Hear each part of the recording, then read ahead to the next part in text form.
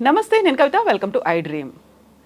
Most awaited movie కల్కి 2898 AD release అయింది. భారీ బడ్జెట్, అంతకు మించినటువంటి అంచనాలతో రిలీజ్ అయినటువంటి ఈ సినిమా ప్రేక్షకుల్ని మది దోచుకుందా లేదా, ఓవరాల్గా ఎలా ఉంది, ఎన్ని మార్క్స్ వేయొచ్చు? మనతో పాటుగా ఉన్నారు senior journalist, film critic Bharadwaj గారు. భరద్వాజ గారు, నమస్కారం సార్. సార్, బోల్డ్ అంతా మచ్ అవైటెడ్ మూవీ, చాలా క్యూరియాసిటీతో ఎదురు చూశారు. పాన్ ఇండియా కాదు, పాన్ వరల్డ్ మూవీ. సో ఎలా అనిపించింది సార్ మీరు చూసిన తర్వాత? అంటే ఫస్ట్ హాఫ్ కొంచెం ఇబ్బందికరంగా నడిచింది, సెకండ్ హాఫ్ బాగుంది. ఫైనల్గా బయటకు వచ్చినటువంటి ప్రేక్షకులు పాజిటివ్గానే రియాక్ట్ అవుతున్నారు. అయితే సినిమాలో నడకకి సంబంధించి వీళ్ళు మొదట ఒకటే భాగం ఉంటారు డిజైనింగ్లో. ఇప్పుడు వాళ్ళు సెకండ్ హాఫ్ అనుకున్నది సెకండ్ పార్ట్కి వెళ్ళింది. ఇప్పుడు సెకండ్ పార్ట్కి వెళ్ళటం వలన ఇక్కడ కొంత ఫస్ట్ హాఫ్లో కొంత ల్యాగ్ కనిపించింది. డల్గా మొదలవుతుంది సినిమా, డల్గా మొదలై నెమ్మదిగా స్పీడ్ అవుతుంది, ఎమోషన్స్ ఇవన్నీ. అలాగే ఇందులో ప్రధానంగా కనిపించే లోపం ఏంటంటే జనాలు కనెక్ట్ అయ్యేటువంటి ఒక బాధ, ఒక పెయిన్ నడవాలి, ఒక ఎమోషన్ నడవాలి. అలా ఎమోషన్ నడిపించేటువంటి సన్నివేశాల కొరత ఉంది సినిమాలో. అంటే జనాల్ని వాళ్ళు సఫర్ చేసేటువంటి కొన్ని సన్నివేశాలు పెట్టుంటే బాగుండేది అనిపించింది. అది తప్ప టేకింగ్ సైడ్ తను అనుకున్న పద్ధతిలో తను అనుకున్న స్క్రిప్ట్ని ఎగ్జిక్యూట్ చేయటంలో ఆయన 100% విజయం సాధించాడు నాగశ్విన్. అంటే తన బ్రెయిన్లో హాలీవుడ్ సిరీస్లు ఉన్నాయి, మార్వెల్ సిరీస్లు ఇవన్నీ ఉన్నాయి. ఈ మైథలాజికల్ బ్యాక్డ్రాప్ని అడాప్ట్ చేసుకున్నాడు ఆయన. చేసుకుని దానిలో ఉన్నటువంటి క్యారెక్టర్స్, అది కృష్ణ నిర్యాణంతో మొదలవుతుంది.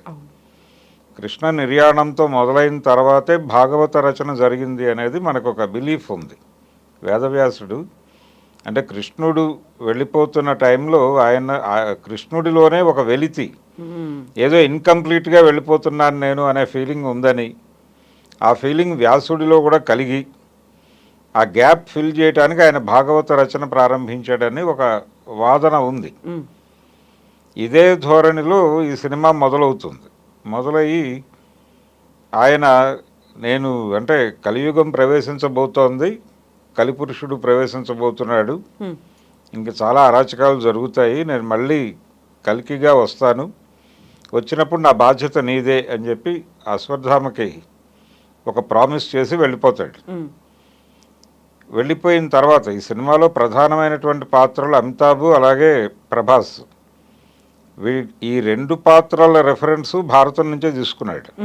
ఈయన అశ్వత్థామ అనేది ఎస్టాబ్లిష్డ్, ప్రభాస్ క్యారెక్టర్ ఏమిటి అనేది ఇందులో రివీల్ చేశారు ఈ సినిమాలో. అది కర్ణుడు. అయితే వీళ్ళిద్దరూ కూడా కౌరవుల పక్షాన పోరాటం చేస్తారు, కౌరవుల పక్షాన పాండవుల మీద యుద్ధం చేస్తారు.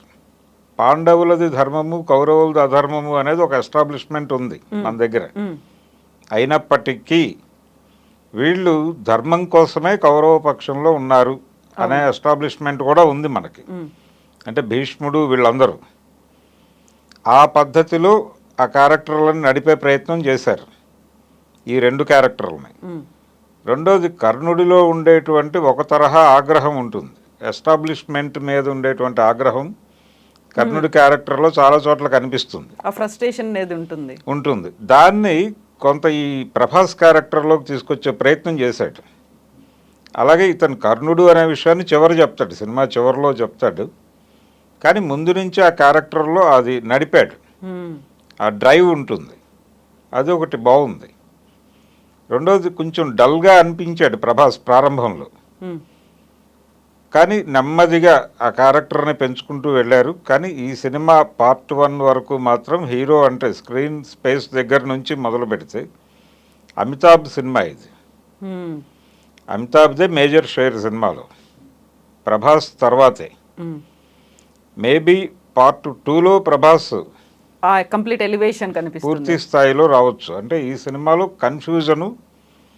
అలాగే మనకు హాలీవుడ్ సినిమాల్లో హీరో క్యారెక్టర్ డిజైనింగ్లో ఒక ధోరణి, అంటే అతను గ్యాంబ్లర్ గాను ఇలా నడుస్తూ ఉంటుంది, లైఫ్ను చాలా ఈజీగా తీసుకుని ముందుకెళ్లే క్యారెక్టరు.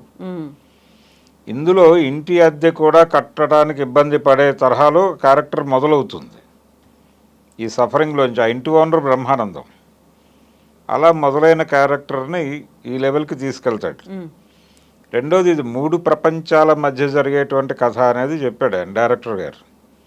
కాశీనగరము అనేది సినిమాలో పెద్ద పాత్ర ఏం లేదు, ప్రధానంగా conflict between complex and Shambhala అంతే. శంబల అనేది రకరకాలుగా మనకు రెఫరెన్స్లు ఉన్నాయి, దానికి సంబంధించినటువంటి రెఫరెన్స్లు పురాణాల్లో. అంటే ధర్మం 4 పాదాలతో నడిచినటువంటి ఒక గ్రామము అనే చెప్పారు.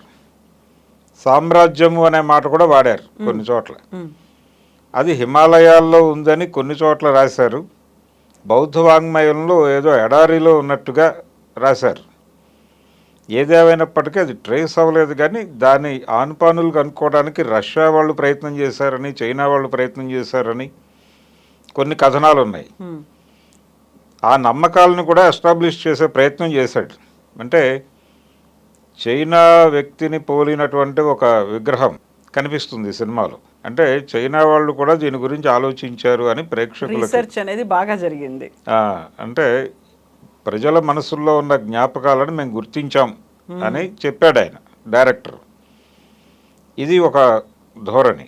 రెండోది, సినిమాలో కొంచెం ఇదేమిటి ఇలా చేశాడు అనిపించే కొన్ని ఉన్నాయి.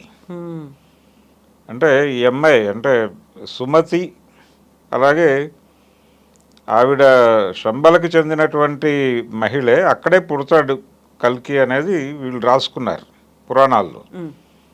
శంబలలో పుడతాడు. సుమతి ఆయన తల్లి పేరు, అలాగే తండ్రి పేరు విష్ణుయశుడు అని రాసుకున్నారు. అయితే ఆ క్యారెక్టర్ కనిపించదు సినిమాలో, తండ్రి కనిపించడు. అలాగే ఈవిడ ప్రెగ్నెంట్ అనే విషయం కూడా కన్ఫ్యూజనే. ఈ కన్ఫ్యూజన్, తను ప్రెగ్నెంట్ అనే విషయం ఆవిడకి తెలుస్తుంది. తెలిసిన తర్వాత అంటే దీన్ని కొంత బైబిల్ అడాప్షన్ లాగా అనిపించింది. అంటే పరిశుద్ధాత్మతో ఆవిడ గర్భం పొందారు అనేది మరియా క్యారెక్టర్ మీద ఒక కథనం ఉంది, మనకు తెలిసిన కథే. రెండోది, భాగవతానికి బైబిల్కి చాలా పోలికలు ఉంటాయి. అంటే కృష్ణుడి జన్మ వృత్తాంతము, క్రీస్తు జన్మ వృత్తాంతము దాదాపు ఒకేలా కనిపిస్తుంది. ఇక్కడ కంసుడు ఉంటాడు, అక్కడ హేరోదు రాజు ఉంటాడు. వీళ్ళిద్దరూ కూడా తన మృత్యువు ఒక పిల్లవాడి రూపంలో పుట్టబోతోందని ఇద్దరికీ తెలుస్తుంది. ఈ సినిమాలో కమల్ హాసన్ క్యారెక్టర్కి కూడా తెలుస్తుంది. కలిపురుషుడికి కూడా దాదాపుగా ఇదే డిజైన్లో ఉంటుంది ఆ క్యారెక్టర్ కూడా. అతను ఈ ప్రెగ్నెంట్ లేడీస్ అందరినీ తీసుకెళ్ళి అక్కడ పెట్టి టెస్టులు చేస్తూ ఉంటాడు, వాళ్ళకి ల్యాబ్ పెట్టి. తనకి ఎవరి ద్వారా మరణం సంభవించే అవకాశం ఉంది అనేది తెలుసుకోవడం కోసం ఆ ప్రయత్నం చేస్తూ ఉంటాడు ఆయన. అక్కడి నుంచి అమ్మాయి మిస్ అవుతుంది. ఈ మిస్ అయిన అమ్మాయిని తిరిగి పట్టుకొచ్చే కాంట్రాక్ట్ ఒప్పుకుంటాడు ఇతను, ప్రభాస్. అట్లా ఇది పాజిటివా నెగిటివా ఈ క్యారెక్టర్ అనే కన్ఫ్యూజన్ మధ్యలో అశ్వత్థామ గుర్తిస్తాడు ఇతన్ని. ఇతను కర్ణుడు అనే విషయాన్ని ఆయన గుర్తిస్తాడు. ఆ గుర్తించడం దగ్గర సినిమా ఆగుతుంది ఫస్ట్ పార్ట్. అక్కడి నుంచి మిగిలిన కథ పార్ట్ 2లో చూడండి అంటాడు. ఈ ప్రయాణంలో శంబలలో ఒక మహిళా నాయకురాలు ఉంటుంది. అంటే అప్పట్లో మాతృస్వామ్యం ఉంది అన్న టోన్లో నడుపుతాడు ఆ క్యారెక్టర్ని. శోభన చేశారు. ఆ క్యారెక్టర్ పేరు మరియా అన్నాడు ఈయన. అదొక చిన్న కన్ఫ్యూజన్. ఏ మరియా అని, అంటే హిందూ మైథాలజీలో ఆ పేరు ఉందా అనేది ఒక డౌట్. రెండోది, ఇస్లాంలో ఉంది, మరియం అనే క్యారెక్టర్ ఉంది. అలాగే క్రైస్తవంలో మరియా ఉంది. ఈ మరియా ఎవరు అనేటువంటి ఒక కన్ఫ్యూజన్ ఆడియన్స్లో మొదలైంది. అది డిస్కసివ్ పాయింట్గా మారి మాట్లాడుతున్నారు బయట. ఏది ఏమైనప్పటికీ భారతదేశంలో ప్రచారంలో ఉన్న మైథాలజీతో పాటు ప్రపంచంలో ప్రచారంలో ఉన్న మైథాలజీని కూడా ఈయన లింక్ చేసేటువంటి ప్రయత్నం చేశాడు.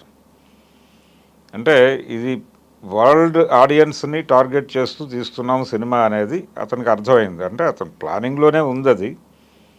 అందుకని ఈ బైబిల్కి భాగవతానికి ఉన్నటువంటి పోలికలను కూడా వాడుకునే ప్రయత్నం చేశాడు. అది ఇంటెన్షనల్గానే చేశాడు డైరెక్టర్ అనేది మనకు అర్థమవుతుంది. పర్టికులర్గా ఆవిడ క్యారెక్టర్, దీపిక క్యారెక్టర్. ముందే అంటే టీజర్ టైంలోనే అమితాబ్ డైలాగ్ ఉంటుంది, అవును. నువ్వు జన్మనివ్వబోతోంది మామూలు శిశువు కాదు అని చెప్తాడు ఆయన. చెప్పినప్పుడు ప్రభాస్ కాదు అనే విషయం అర్థమవుతుంది, ఎస్టాబ్లిష్ అయింది అక్కడ. ఎస్టాబ్లిష్ అయింది. సో ఇప్పుడు కల్కికి జన్మనివ్వాలి ఆవిడ. కల్కి ఎవరు అనేది ఒక ప్రశ్న. పార్ట్ 2లో కల్కిని ఆయన చూపించబోతున్నాడు, ఇంట్రడ్యూస్ చేయబోతున్నాడు. కల్కి ఎవరు అంటే కృష్ణుడే అనుకుంటే కృష్ణుడిని ఇక్కడెక్కడ చూపించడు ఈ సినిమాలో. అంటే కృష్ణుడి క్యారెక్టర్ ఉంటుంది కానీ ఎవరు చేస్తున్నారు ఆ పాత్ర అనేది చూపించడు. రెండోది ఆయన తీసుకున్న గెటప్ కూడా మనకి పౌరాణిక సినిమాల్లో ఎన్టీ రామారావు గారు వీళ్ళు ధరించినటువంటి కృష్ణుడి గెటప్ కాదు అది. అంత గంభీరంగా అలా లేకుండా, అసలు అలా లేకుండా ఒక పింఛం ఒకటి ఉంటుంది. అంటే డిస్కవరీ ఆఫ్ ఇండియా అని శ్యామ్ బెనగల్ గారు దూరదర్శన్లో సీరియల్గా తీశాడు. దాంట్లో ఆయన వాడిన గెటప్ను తీసుకున్నారు. కారణం ఏంటంటే వరల్డ్ ఆడియన్స్ని అడ్రస్ చేయబోతున్నాము అనేది వీళ్ళ ఉద్దేశం. అందుకని ఆల్రెడీ ఈ హరే కృష్ణ ఇది ఉంది, మూమెంట్ ఉంది, ఇస్కాన్ మూమెంట్ ఉంది అన్ని చోట్ల. సో వాళ్ళు ఒక ఇమేజ్ని జనాల్లోకి పంప్ చేసి ఉన్నారు, కృష్ణుడు అనగానే ఇలా ఉంటాడు అని. దానికి దగ్గరగా ఉండేలాగా చూసుకున్నారు. అది ఇలా ప్రతి చోట మార్కెట్ సినిమా ఎక్కడికి ఎడుతోంది, ఏ ఆడియన్స్ చూడబోతున్నారు, ఈ లెక్కలన్నీ కూడా వాళ్ళు స్క్రిప్ట్ దశలోనే చేసుకుని సినిమా తీసినట్టుగా అనిపించింది.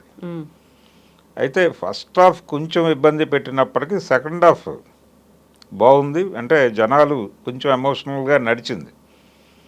కానీ శంబల ప్రజల్ని కాంప్లెక్స్ ఏ తరహా ఇబ్బందులకి గురి చేసింది అనేది ఇంకొంచెం ఎస్టాబ్లిష్ చేసుంటే బాగుండేది, ఎమోషనల్గా వెళ్ళుంటే బాగుండేది. ఆయన అక్కర్లేదు అనుకున్నాడు డైరెక్టర్. అంటే తెలుగు ఆడియన్స్ పాయింట్ ఆఫ్ వ్యూలో నేను చెప్తున్నాను.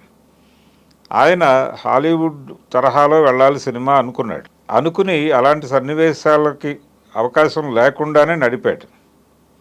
కానీ చాలా కష్టపడ్డాడు. అతని కష్టం కనిపించింది. నాగశ్విన్ పడ్డ కష్టం అన్ని విధాలుగానూ కనిపించింది తెర మీద. స్క్రిప్ట్ స్టేజ్ నుంచి అతను ఎలా డిజైన్ చేసుకున్నాడు అనేది తెర మీద కనిపించింది. అలాగే ఖర్చు కూడా కనిపించింది. 600 కోట్లు పెట్టి తీశారు. ఆ రిచ్నెస్ కనిపించింది తెర మీద.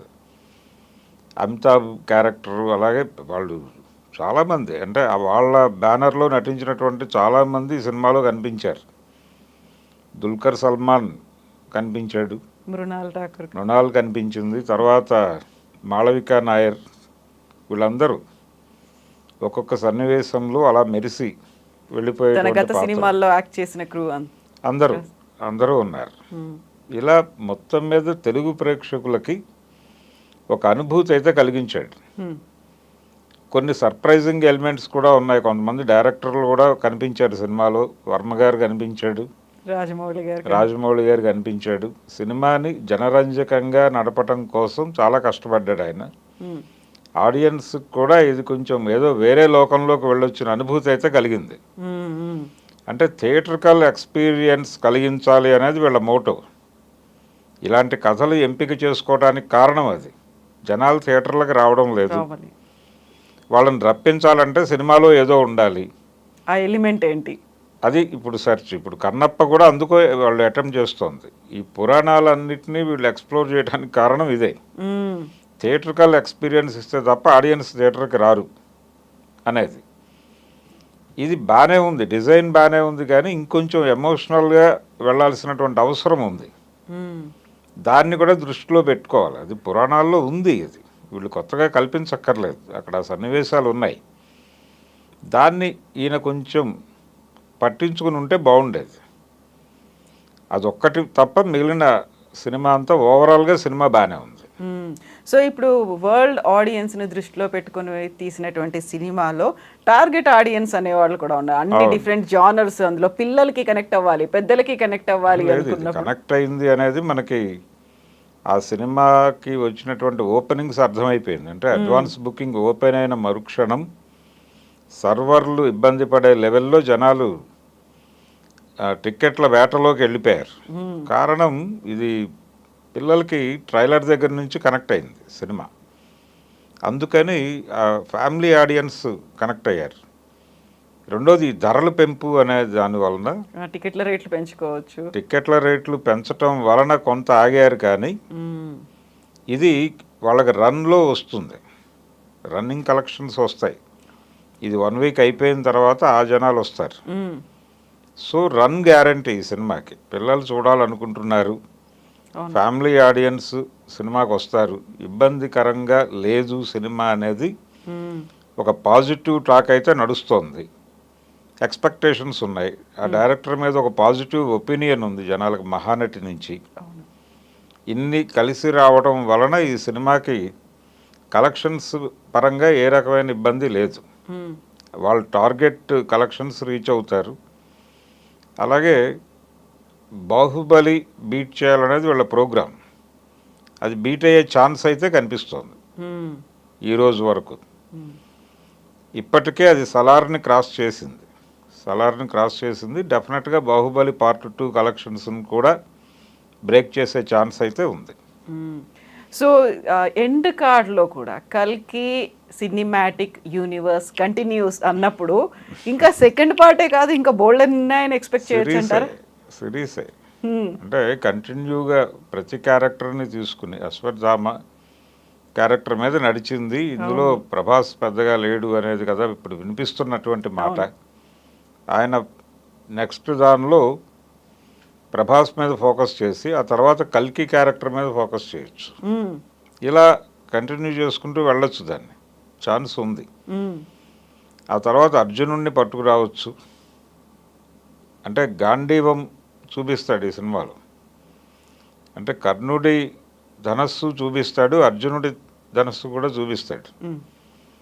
అంటే అప్పటి వరకు అలా పడున్నటువంటి ధనస్సుని ముట్టుకోగానే పవర్ వస్తుంది, దానిలోంచి ముట్టుకోలేకపోతారు.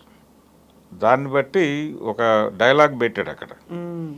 అంటే దీనికి శక్తి వస్తోందంటే దైవం మేలుకుంది అనుకుంటున్నాను నేను అంటాడు. ఒక కేంద్రం అనేది ఒకటి ఉంది దానికి.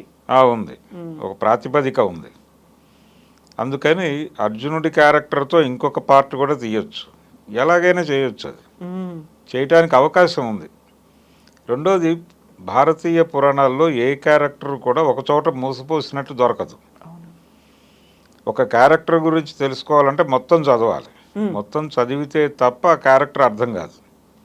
అట్లా డిజైన్ చేశారు వాళ్ళు. అందుకని ఆ అవకాశాన్ని వాడుకోవటానికి ఎలాగూ మనకి చోటు ఉంది కాబట్టి ఆయన చొరవ తీసుకుని ఆ మాట పెట్టేశాడు, మేము సిరీస్కే వెళ్తున్నాము అని. చూడాలి అంటే ఇది సినిమా ఫీల్డ్ ఎలా ఉంటుందంటే సక్సెస్ వస్తే అలా కంటిన్యూ అవుతారు, లేకపోతే పట్టించుకోరు. చాలా సినిమాలకు పార్ట్ 2 అనౌన్స్ చేసి ఆగిపోయిన ఉన్నాయి కదా, చూసాము. స్కంద లాంటివి. స్కంద పార్ట్ 1 అన్నాడు, పార్ట్ 2 లేదు, దానికి ఆగిపోయింది. గతంలో రుద్రమదేవి కూడా ఇలాగే వచ్చింది. అవును, చాలా సినిమాలు అలా పార్ట్ 1 అని వదిలేసిన సినిమాలు చాలా కనిపిస్తాయి మనకి. అందులో ఇదొకటి. ఇప్పుడు పార్ట్ 3 అనే కల్చర్ కూడా మొదలైంది. భారతీయుడు పార్ట్ 3 ఉంటుందని చెప్తున్నారు. కేజీఎఫ్ కూడా ఉంది. కేజీఎఫ్ 3 అంటున్నారు. బాహుబలికి కూడా 3 ఉంటుంది అనే మాట వచ్చింది. RRRకి 2 ఉంటుందనే మాట విజేంద్ర ప్రసాద్ గారు చెప్పారు. ఈ వరుస అంటే కొత్తగా భారతీయుడు 3 డెఫినెట్గా ఉంటుంది అనే మాట అయితే శంకర్, కమల్ హాసన్ ఇద్దరు రివీల్ చేశారు. ఈ ప్రకారం ఇది కూడా సిరీస్ కంటిన్యూ చేయవచ్చు. మధ్యలో చిన్న సినిమాలు కూడా చేస్తాడు అనుకుంటున్నాను ఆయన, నాగశ్వని చేస్తూ ఈ సిరీస్ కూడా కొనసాగిస్తాడు ఆ బ్యానర్లో. ఎందుకంటే రీసెర్చ్ అనేది చాలా ఎక్కువ చేస్తున్నారు కాబట్టి దానికి టైం పడుతుంది ఇంకా ఆ టైం గ్యాప్లో. అయితే భరద్వాజ గారు, ఇప్పుడు ఈ సినిమా అనేది యంగ్ జనరేషన్, ఇప్పుడు పిల్లలకి కనెక్ట్ అవ్వాలి అంటే మార్వెల్ సిరీస్లు, సైంటిఫిక్ ఫిక్షన్ అనేది, ఒక హైఫై అనేది అక్కడ కనిపించాలి. అట్ ద సేమ్ టైం పురాణాల నుంచి లింక్ మిస్ అవ్వకుండా ఉండాలి. అంటే డిఫరెంట్ కాలాలకి తగ్గట్టుగా తీయడం అనేది, ఆ లింక్ ఎలా అనిపించింది మీకు? ఆ లింక్ చేయటం చాలా బాగా వర్కౌట్ చేశారు. ఆ వర్కౌట్ చేయటం వెనకాల ఆయన చాలామందిని వినియోగించుకున్నాడు కూడా. సంగీతం గారిని వీళ్ళందరినీ కూర్చోబెట్టడం స్క్రిప్ట్లో, అందుకోసమే ఈ డిజైనింగ్ కోసమే కూర్చోబెట్టాడు ఆయన. ఇంకా ఆయన చెప్పినవి పూర్తిగా తెర మీద కనిపించలేదు. కాశీకి సంబంధించిన సన్నివేశాలు ఏవి లేవు సినిమాలో. ఊరికనే చూపించాడు ఆయన దూరం నుంచి ఒక షాట్ ఉంటుంది అంతే. ఇది పూర్తి స్థాయిలో శంబలకి అలాగే ధర్మానికి అధర్మానికి కాన్ఫ్లిక్ట్ అన్న ధోరణిలో నడిపాడు. కాంప్లెక్స్కి శంబలకి మధ్య యుద్ధంగా మార్చాడు దీన్ని. నిజానికి ఆయన చెప్పిన ప్రకారం చాలా దూరం ఉంది, ఇంకా ప్రయాణం ఉంది, చాలా ప్రయాణం ఉంది. ఏం చేస్తాడు ఎలా చేస్తాడు అనేది చూడాలి. సో ఇంతమంది, ఒకవైపు అమితాబ్ బచ్చన్ ఉన్నారు, మరొకవైపు కమల్ హాసన్ ఉన్నారు, ప్రభాస్, దుల్కర్ సల్మాన్, విజయ్ దేవరకొండ, ఇంకో దీపికా పడుకోన్, దిశా పటాని, శోభన, ఆల్మోస్ట్ కొంతమంది అంత చిన్న క్యారెక్టర్స్లో ఉన్నారా అని అనిపిస్తుంది, కొంతమంది చాలా కాలం తర్వాత మనం చూసామే అని అనిపిస్తుంది. ఇంతమంది పెద్ద స్టార్స్ని పెట్టుకోవడం అనేది కూడా. కమల్ హాసన్ స్క్రీన్ స్పేస్ చాలా తక్కువ ఈ పార్ట్లో. అంటే కలిపురుషుడిగా ఆయన్ని చూపించటం అంటే ఎలా చూపించాలి అనే దానిలో చాలా డిజైన్ చేశారు వాళ్ళు. ఆ కష్టం కనిపించింది తెర మీద. చాలా బాగా నడిపాడు ఆ క్యారెక్టర్ని. కనిపించిన సన్నివేశాలన్నీ కూడా చాలా బాగా డిజైన్ చేసుకున్నాడు. ఆడియన్స్ కూడా కొంత థ్రిల్ ఫీల్ అయ్యారు ఆ క్యారెక్టర్ని చూడటం వలన. అయితే స్క్రీన్ స్పేస్ తక్కువే. మేబీ ఇది ఏదైతే ఆయన ఇందులో కొంత వీళ్ళకి తగ్గింది అనిపించిందో వీళ్ళందరినీ అక్కడ సాటిస్ఫై చేస్తాడు అనుకుంటున్నాను నేను పార్ట్ 2లో. ఎలాగూ ఆయన నెక్స్ట్ పార్ట్ 2లో ఆయన ప్రధానమైనటువంటి విలన్గా ముందుకు వస్తాడు. రెండోది, ఈ సినిమాలో డైలాగ్ ఉంది, అంటే శంబల వ్యవహారం నేను చూస్తాను అని అంటాడు ఆయన, సర్వసైన్యాధ్యక్షుడు. అంటే అక్కర్లేదు నేనే పెడతాను అంటాడు. అంటే పార్ట్ 2లో చాలా కీలక పాత్రగా ఉండబోతోంది కమల్ హాసన్ది అనేది చెప్తాడు. దాని తర్వాత ఆ క్యారెక్టర్ ఎలా కొనసాగుతుంది అనేది చూడాలి. అక్కడ వరకు ఆపుతారా, ఆ తర్వాత ఇంకే క్యారెక్టర్లోకి ప్రవేశపెడతారా. కంసుడి పోలికల్లో ఉంది ఆ క్యారెక్టర్. కంసుడి పోలికల్లో కలిపురుషుడు అన్న పద్ధతిలో చేశాడు. చూడాలి ఇతను. అంటే పౌరాణిక రెఫరెన్సులు చాలా తీసుకున్నారు సినిమాలో ప్రతి పాత్రకి. అలాగే ఈ సుమతి పేరు డిరైవ్ చేయటం కూడా చాలా విచిత్రంగా పెట్టాడు ఆయన. రాసుంది ఈ పేరు అనేది చెబుతూనే ఈ పేరు ఎలా వచ్చింది అనే దానికి కూడా ఒక రూట్స్ ఏవో ఇచ్చే ప్రయత్నం చేశాడు దీపికా క్యారెక్టర్కి. ఈ విష్ణుయేషుడు అనేటువంటి క్యారెక్టర్ ఏమైంది అనే ప్రశ్న మాత్రం కొంతమంది మాట్లాడుతున్నారు. ఆ సస్పెన్స్ అనేది ఎలా ఉంది అనేది చూడాలి. మనకి మహాభారతంలో ఉంది కదా, పంచభూతాల నుంచి పిల్లలు రావడం ఇలాంటివన్నీ కూడా ఉన్నాయి కాబట్టి అలా ఏదై ఉంటుందో తెలియదు ఇంకా. సో ఓవరాల్గా మీరు మార్క్స్ అండ్ పాయింట్స్ అని చూసుకుంటే 5కి ఎన్ని వేస్తున్నారు? 3 ఇవ్వచ్చు అండి సినిమాకి. ఓకే. లాంగ్ రన్ లో మాత్రం కలెక్షన్స్ మాత్రం విపరీతంగా కలెక్షన్స్ వస్తాయి. కలెక్షన్స్ డెఫినెట్ గా బాగుంది, పాజిటివ్ గా ఉంది సినిమా. డెఫినెట్ గా మంచి వసూళ్లు రాబడుతుంది. Yes sir, thank you so much sir. Thank you.